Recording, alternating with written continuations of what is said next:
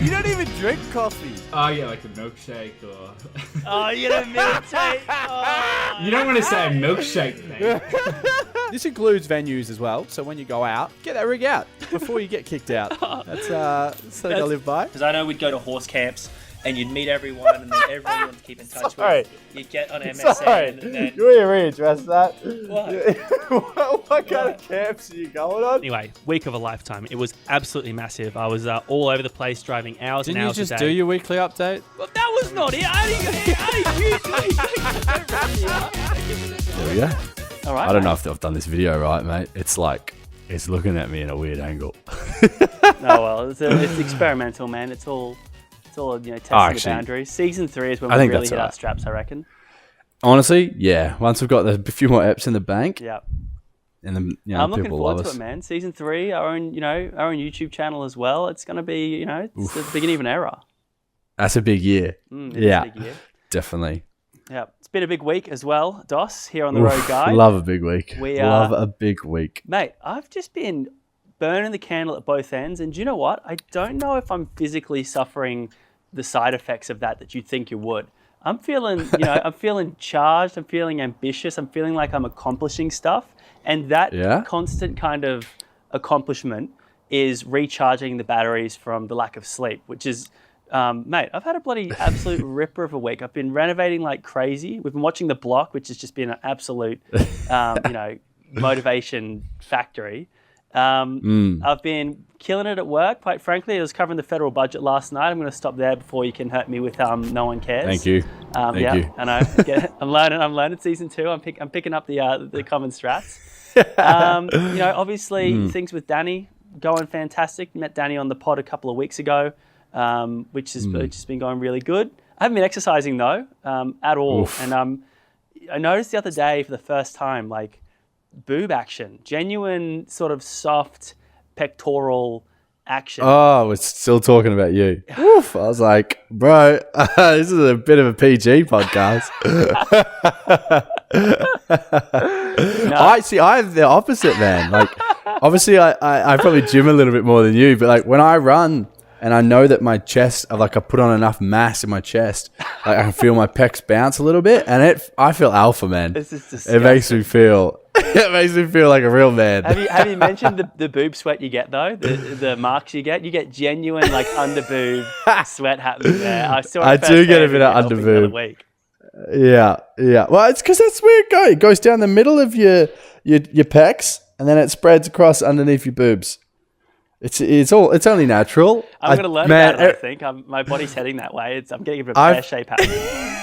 It's comments like this that I really regret making these comments when half our listeners are only listeners and not physically watching and seeing that I'm not as fat as these comments suggest. I love it. If you have never seen the pod on YouTube, on my channel for now, don't look. Just keep listening and keep picturing who you think we might be, because you'll probably only be disappointed, frankly. It always ends that way. I work in radio.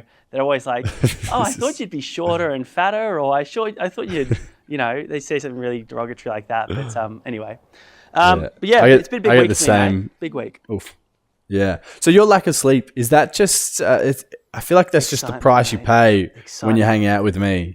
It's just a common denominator after people have sort of spent a long period of time with me. They just don't sleep in that time. There's no time to sleep. Well, it's interesting. Once you left, I think it was that Saturday night, I only got my first sleep. And man, I slept for a good 12 hours. I think I'm still riding that big sleep this whole week. It's been sick. Yeah. Love that. Yeah. My week's been, it's been pretty full on as well, actually. I wouldn't say burning the candle from both ends because I'm not as poetic. I'd probably say more of a bushfire vibe. Just a bit of this, bit of that, just running around, causing a bit of chaos. Obviously, I was in Longreach and then flew straight to Noosa. Spent 4 days there and did not see the sun. It was very depressing on that element. Whoa. And then the day I left, 32 degrees. And I was like, oh my God. And now back to Melbourne where it's cloudy, but you expect it to be cloudy. So at least it's honest. Yeah. But yeah, no. And then other than that, just full on summer bod time. Really? Yeah, man, it's ready to. Well, South American bod time. True. Yeah, that's what. Carnival bod. You want to be there with yeah, all oof. of those like hairless, sweaty, ripped Brazilians, and you want to fit in. Oh yeah, I want to fit in with my bod and my underboob sweat. You want to have the G-string speedo on, do you? Honestly, you should. Honestly, we should. We should definitely work that out. Do we get a Brazilian in Brazil? I know we spoke about this in the past. Big fan. But big fan of Brazil. because you're not as hairy as me as well. No, I'm not. I'm profoundly not. And I can tell you that first one I got was traumatic. I almost whited out, I think. It was crazy. I saw the light. I think that's what it was. I wasn't like going faint. I just was genuinely that close to death. But from then on, I learned to love the pain, and not in a sexual way, definitely not. I was kind of worried about that at first, but yeah, anyway. Yeah, honestly, I had a similar situation when I got my first ever massage. I thought it was going to be a bit sexual. I was like, oh no, I'm not sure about this. Could this be harassment? Could I really make you feel uncomfortable? You see it in movies all the time. People get like a boner or something. Yeah. And I got a massage, and like sports massage, and I was nearly crying, man. I was in so much pain. It was lifeless. Dude, even my soul was lifeless. It was going that hard. Yeah, no. Look, the people that can get aroused at a sports massage, they are the true demons of the world, I reckon. They're the people that just want to rough. Yeah. Oof. Yeah.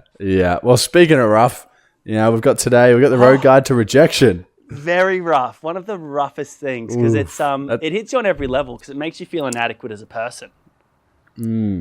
Yeah, it's definitely an emotional sort of rough. It gets you where your big boobs and your underboob sweat can't protect you. Oh yeah, and your hairy bloody Brazilian line as well. It makes you feel like exposes you for who you are really. And I say that, but I mean the viewers they've seen me, they know, man, this guy can't be getting rejected that often, and you'd be right.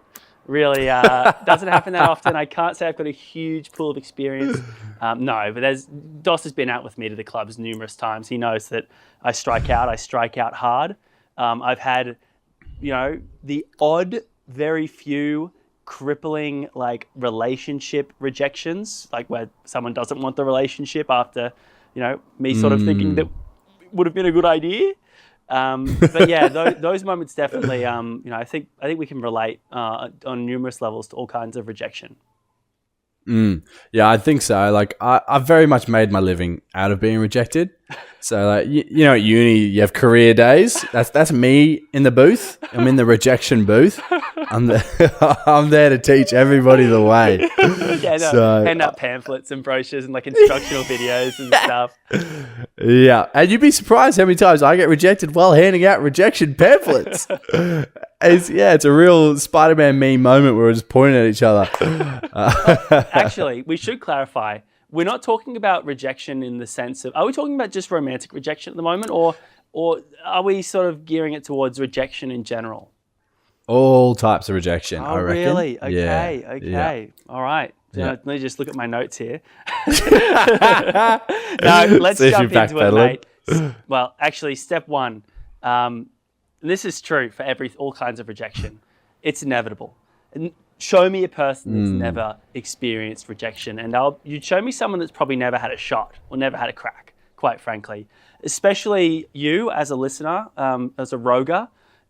Let's face it, I know you guys, guys and girls, you experience rejection a lot. That's why you're here with us. You're someone that has seen the depths of human emotion and crushed and devastation from rejection. So embrace it, accept it as inevitable, and move on with your life. And like as a roger, I presume you're telling 7 people about the Road Guide podcast, and one in those 7 might reject you and not actually listen to it. What? So I know. Yeah, just theoretically this could happen, and this would be a good example of rejection and how these steps can sort of help you. Yeah. And step 2, once that person rejects you, pretend it never hurt you. You're invincible. You want to repress it. Exactly. Yeah, you want to repress it. You want to bury that deep down, where no one's going to see it, no one's going to find it. It won't come back up. No. That's the point. It's rejection. Not if you bury it deep enough. And that's what you've got to get really good at, is really putting that in deep and putting it with all the other things that you've buried deep, and just sort of, package dealing all of those very, very deep, never to come up, never to, possibly rear its ugly head at any point in your life.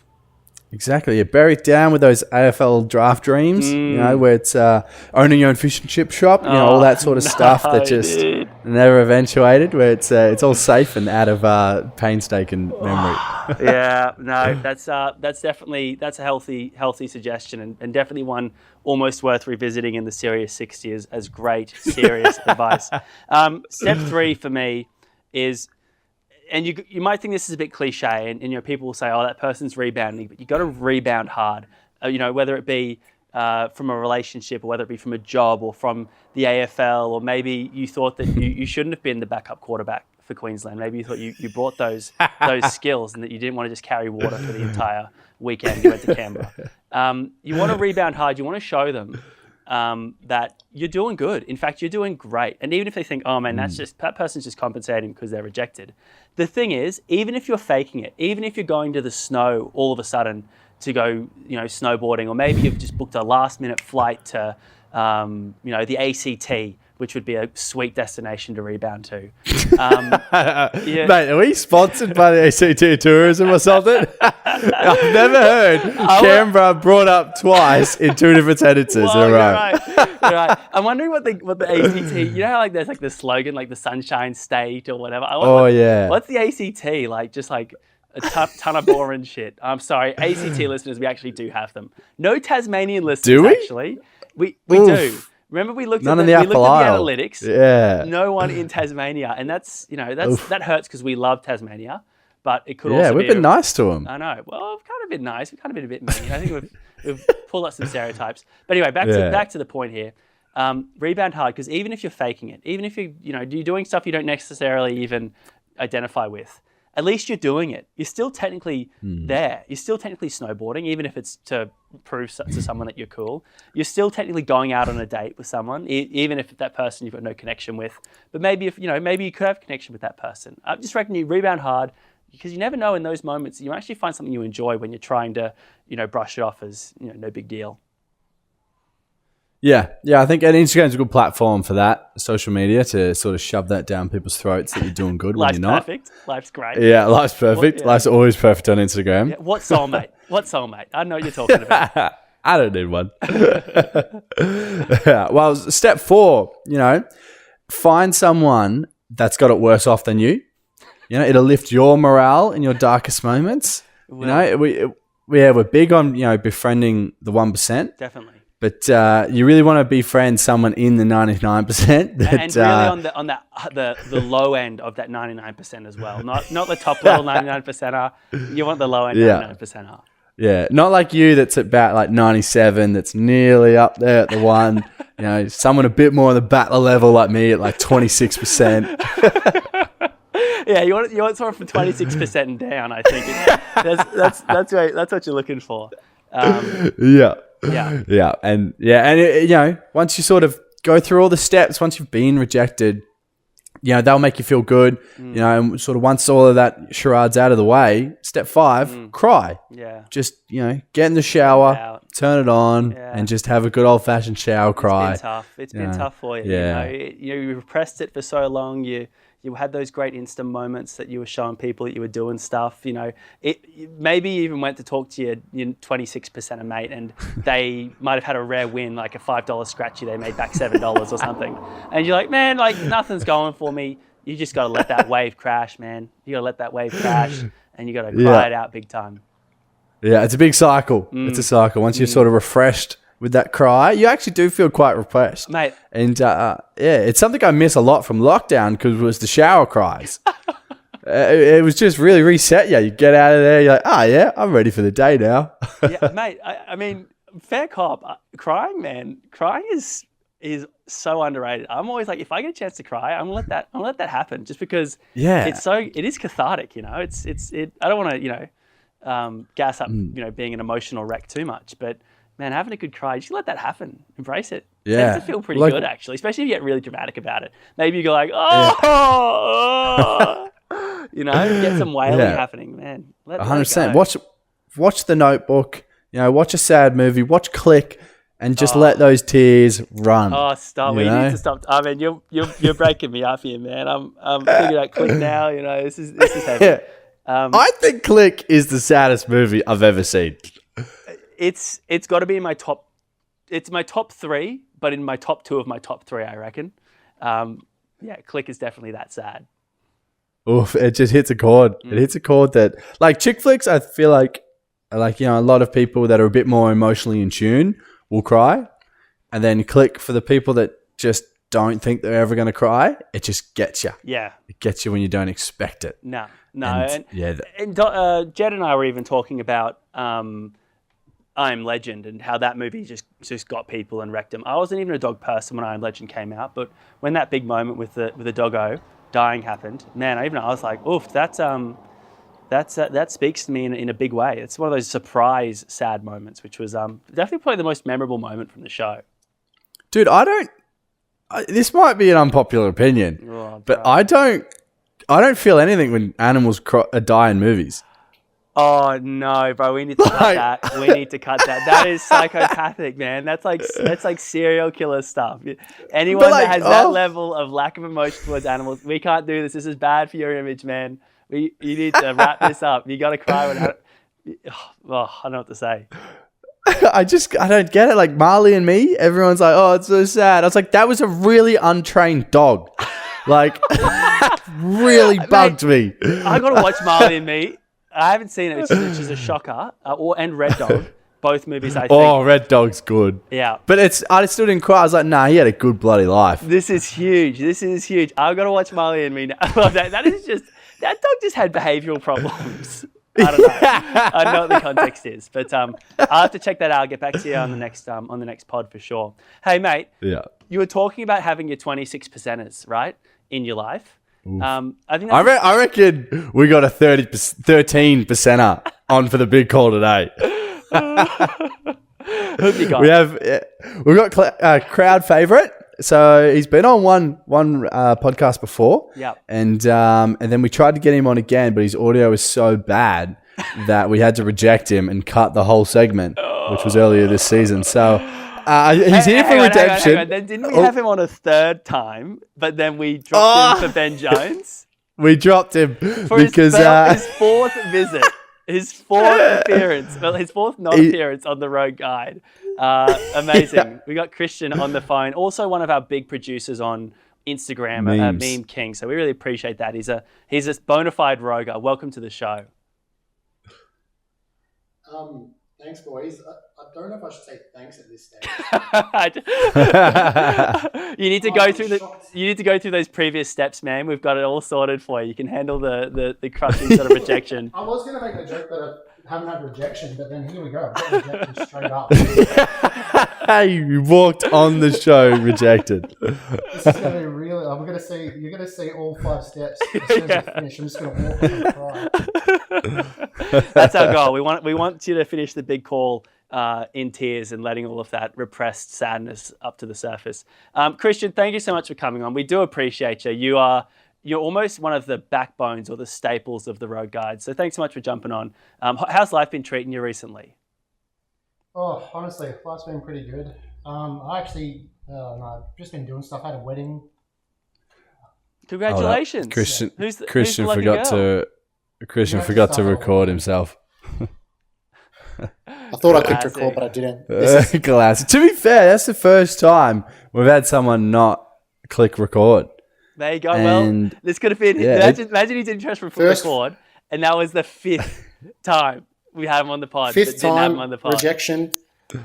Oh, rejection, failure, cry. What else are we going for today? Yeah. The big 3. Yeah. I reckon this would be his last chance if he did blow it. Yeah. So fuck it. No memes for you boys. No memes. Yeah, you cut off. So you were just saying you haven't really experienced much rejection, Christian. You must be an absolute animal, an absolute stud. I don't suppose your big call has anything to do with rejection today. No, I tried to think of one. But you've repressed it so far. I can't believe it. You can't. Pretty much, repression has worked well all the way through the steps there. But kind of repressed them all. No, I think I've just gone with the tried and true classic that I tried to do last time, and then obviously got cut. Yeah, but like, should you do it then? Maybe the audio was fine, and we just didn't like your big call. Man, this is. I know silence. I know silence isn't good, but I'm death staring you. Chris is getting rejected live on air. Christian, for those that aren't listening, the big call, we call up someone, we make a big call to a friend or to a roger, could be you listening right now, and we tell them to give us a situation in their life where they had to make a big call. And before they tell us what they did, they give us a chance to say what we would have done. Christian, what have you cooked up for us this time? Well, mine has to do with a bit of quitting your job type situation, which obviously probably can be used for the last couple of episodes, I think, and taking sickies, but is what it is. No, essentially, a past job I worked at. I'm not going to name names just for legal purposes here, but what is it? We found out at about 7:00 the night of I just went to footy training that the place I was working at was getting taken over by someone that I did not like. It was an old boss. I'm not a fan of him. They'll leave it at that. Essentially, Can we say his name? I hate this guy. I met him like twice, and I'm like, he's like one of the worst humans I've ever met. No, we definitely can't say his name now, but After my last sentence was worst human I've ever met. Yeah. I mean, I think there's potential repercussions here, so I'm saying no. Yeah. If we get enough Even if my comments, face is though, on we now. will reveal it. Yeah, people power. People power. No, but essentially, we had a couple choices on what to do. Basically, on the way to quit, whether we just, take it on the chin, do it normally and just go and be like, I quit. Or do you just cause a gigantic ruckus and make your life as much of a pain as possible? Let's let the Rogers know what your job is. How much would you be stitching up not only your new employer, but also what industry were you in? What were you responsible for? Because if you're a cop, I'm not sure you should go out with a big bang. I think Guns blazing, double barrels. This was hospitality. Okay, a bit lower stakes than a murderous rampage. Lower stakes, not career stakes, just maybe lifestyle stakes. Yeah.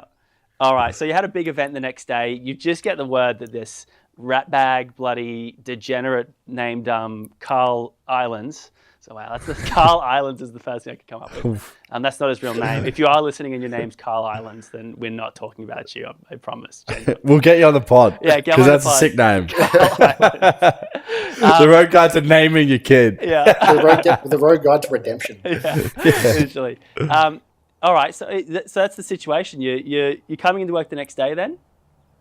Yeah, coming into work the next day, and it's how gracefully do you take this? Do you go all out, or do you just go, not for me, see you later? Yeah. Okay, but you're definitely quitting. It sounds like.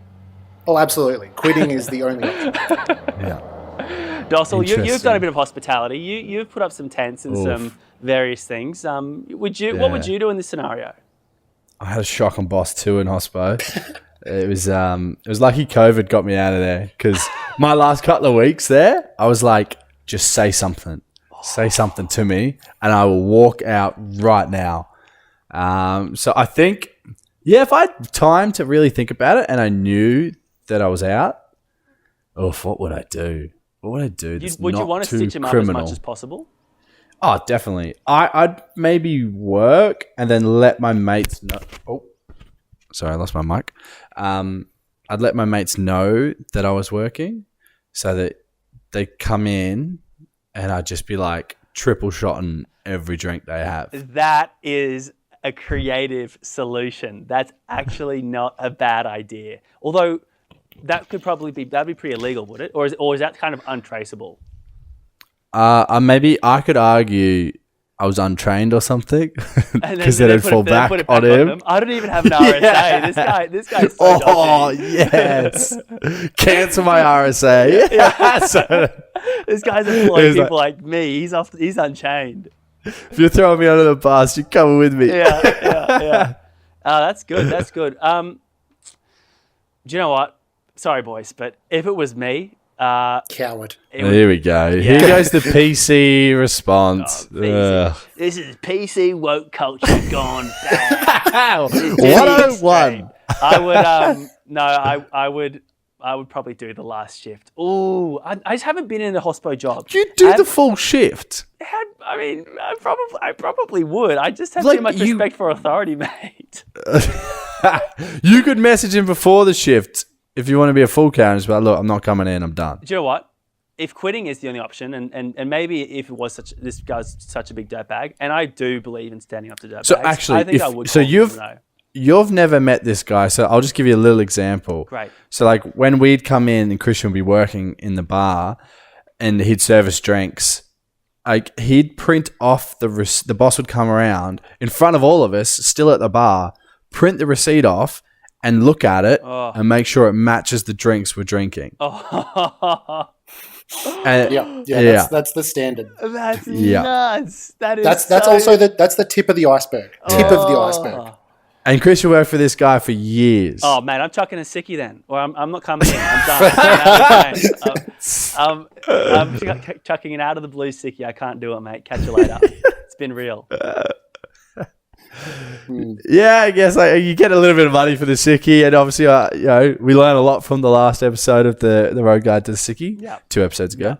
I can't knock it. Yeah. It's still Thanks for talking. It's still this is why cross response. Friends like you, that's good. You talked me out of doing the absolute shill move of going in. I do stand strongly by just not going into work, but maybe giving him a heads up.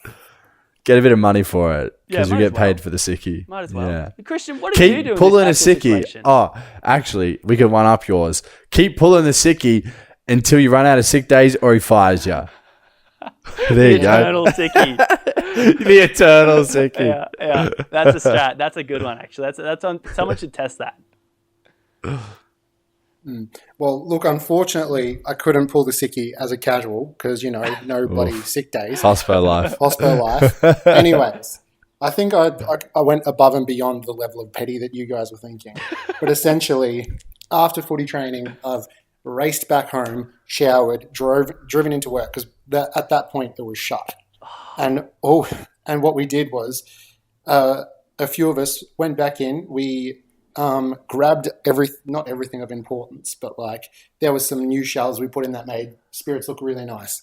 Uninstalled them. Wine racks. Oh my God. Uninstalled them. Oh, wow. All the while, we're helping ourselves to a couple of the nice whiskies and stuff like that. Were you drinking on the job in this situation? Were you actually like pouring drinks and enjoying it, or? At this point, the place was shut, and so absolutely I was. Wow, no cameras, no repercussions. Well, there might have been bring it up. repercussions, but it's years ago. This could be refreshing. It no. Anyway, and then we grabbed the remaining, a couple of the remaining good bottles, and we're drinking some of that. There were some nice couches that needed to be taken out because they were brought in by the current manager. So we went and took them out. What the and then on top of that, What a when fleece. this is, I think this was the most petty thing we did. Pettier That than when we taking the put- shelves. Well, when we were putting the glasses and the drinks, like all the different spirits, back up on the shelf, all we did was we put I think it was mainly me, but I put up all these things, and it was like I'd put like a whiskey, a gin, or whatever, the glasses in between that, so it was all completely out of order and all over different shelves. I don't think we took the menus, but we nearly did. Yeah, honestly, we just caused chaos because, like I said, this man, not a good man. Oh wow, that is. I'm sorry, but the shelves thing, that is probably one of the pettiest things I've ever heard. And Christian, I'm so happy for you. It sounded like you really had your catharsis right there on that night. Oh, absolutely. Yeah. Didn't need a sad cry that night. It was a happy cry. And It was a happy cathartic. cry. We love a happy cry. We do. Well, hopefully you can happy cry to end the pod here, Christian. We really appreciate your time. Thanks so much for sharing that story. Probably the pettiest thing I might have ever heard someone do, and for a good cause. If anyone's listening on any platform and you have done something pettier, whether it be vengeance for a boss or whatever, we'd love to hear it, because that's the winner of the Petty Olympics for me at the moment. Cheers, Christian. We No appreciate worries it. at all, boys. And just before I hop off, I did want to, I'm not going to shout out my own Instagram here, but I'm going to shout out the fact that Movember is coming up. I am doing it. We should all be raising some money for good cause towards men's mental health. The Rogers should bound together, get together and raise some money. Mate, Christian, there you go. There's a Serious 60 sorted. Thank you so much for that. That's much appreciated. Definitely Movember, what a great cause. One that's also close to your heart, Dossel, and your brother's heart as well. Clearly you've done that in the past. Yeah, we've certainly had our struggles, so it's a good opportunity to represent men's health. I was 50-50 on doing it this year, and I think Christian putting me on the spot in front of all the Rogers is going to force me to have to do it this year. The handlebars are back, baby. The handlebars will be back. Do you just wear the handlebars the entire time, or will you grow it into the handlebars in the month? So, what I did last time was I shaved into a goatee first, and then I went handlebars, and then I was going to finish with the mo, for November. But I've just loved the handlebars, and I kept them for like 2 weeks after November, and I was like, all right, now's the time. But I get around it. I don't mind it. So yeah, I don't mind it. We do it again. Very tempting. I love mustache as well. I want to see Pross with a mustache. I don't think I've ever seen you with a mustache. Mate, mustache is all round. I've been a bit of a shill for Movember. I normally take part in it, but I don't do any of the actual good stuff that you're supposed to do with Movember. So maybe this year I change that. I become a decent, productive member of society and have an actual crack and do a really god ugly mustache. I reckon that really gets people talking. So, cheers, Christian. Thanks for putting us on the spot there. Really appreciate your time, and we'll chat again soon, no doubt. Numerous times before anything actually gets to air on the podcast. Yeah, no stress at all, boys. I'm happy to put you on the spot. There's even another one. It's like Movember, where you have to run 60K in the month. So that could be you, Pross. Boy, yeah, mate, 60K in a week. I mean, I did that 60K in a few days. Back in the day, the current Pross isn't quite there. I did start the episode by saying I'm an absolute wreck at the moment. Cheers, Christian. Yeah. Doss, what about you? I hear you're going out in search of rejection tonight. Always am. I think actually I'm gonna divert that chat, and I'm gonna push it back towards I think like it is important to actually sort of be there for your mates when they do struggle with, like, when their rejection is sort of a bit more serious than other situations. Yeah, there's definitely a place to really sort of make more of an effort to really understand the struggle and make sure they're doing all right. I actually had a mate message me today because I had a couple of struggles at the moment with work, and he's just like, he messaged me. He's like, I know we take the piss out of you a bit for it, but he's like, mate, if you're actually struggling, I'm happy to have a chat. I'm happy to be here for a vent. And I was quite surprised because like I'm fine. I'm doing everything all good. But it was still it was nice to have someone at least, ask if you're all right. Man, nice. That's so sweet. That is so true. It's you can kind of tell with your mates. It's not all the time, definitely not all the time. That's often the case, as you can't tell. But when you can tell, if you can do something unprompted or unsolicited, sort of like that, it means extra. It means extra because it means that person kind of understands you a bit as well. So definitely worth, even if they say, no, I'm actually chilling, life's going really good, then so be it. But definitely worth checking in with your mates for sure. Yeah, 100%. Like, after all, if they're all good, you send a message, one message. Exactly. Yeah, exactly. Yeah. All right, well, I think that's, I know it's a real, I don't mind ending with the Serious 60 to be like, have a think about things, we speak a lot of wild shit for the first 30 minutes of these episodes. And then we have a little 60 seconds to be like, all right, think deep. Yeah. Do you know what we should do? Just as a final note for Movember, we should have a different Mo style for each pod we do in November. 4 different Mo like styles or that. 3 different Mo styles, whatever we end up doing. You're good. That'd be the way to go. And I'd just also like to say for everyone that's gotten around us on Insta, on Spotify, Apple Music, whatever program, podcast platform you listen on YouTube, love the comments as well. That's a good place to go and comment. And you can find all that on our Instagram at the Road Guide. We really appreciate it. It means a lot to us. We had a pretty. It's good to know we had a bit of a check-in on some of our analytics, and it was really heartwarming and reassuring to know that we do have, people listening and people that actually, care to tune in and listen. So we love hearing from you as well. Top 50%. We're in the top Congrats, 50% of Congrats. podcasts. Oh, huge achievement. Huge achievement. For people that film while we're on a couch, I got a mic attached to my beard. It's shambles. Yeah. Our logo is handwritten. Yeah. Grivel. Yeah. We're doing all right. It's good. And definitely hope to hear more from the Rogers as well. So we know you're listening. Just come up and poke your head up and say hello. On that note, Dos, I don't know if I've said this one before, but I was going to say rogue your boat, but I feel like I might have said that, so I'm not sure. No, I don't think you have, man. Ride with that. Rogue your boat. Rogue. Gently down the guide. Oh, there we go. We're onto something there. Maybe. Let's not get too carried away. Catch you, mate. Thanks.